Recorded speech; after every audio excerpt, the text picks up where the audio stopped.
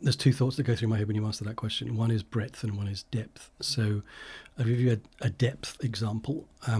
So I worked with a chairman of a board. It was a board of a group of housing associations, and this guy had been given some feedback by the rest of the members of his board that he was a little too abrupt and domineering and closing some of the conversations down.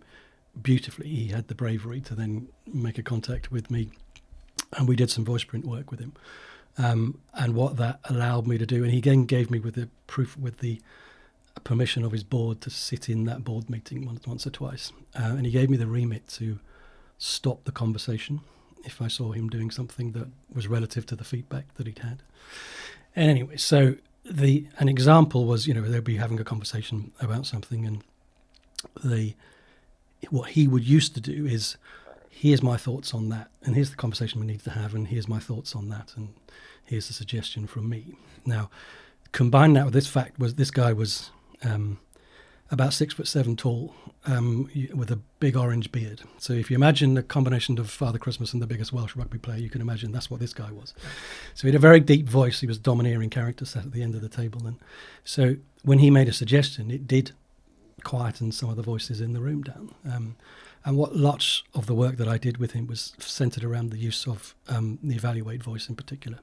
I mean, him using that to demonstrate to his peers in the board that he had listened to the input that had gone before it, he'd thought about it, considered it, he could articulate that back to them, and then make some suggestions about what else could be in the conversation.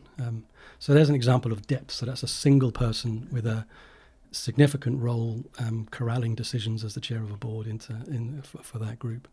And then breadth, I have a background in employee engagement and culture development, so I use VoicePrint a lot, particularly in the culture development work. So we look at it at two levels, really. Where are the significant influences of conversation in this organisation's culture, starting with the board often, and starting with the executive team, the people that set the tone and the timbre of conversation in the culture.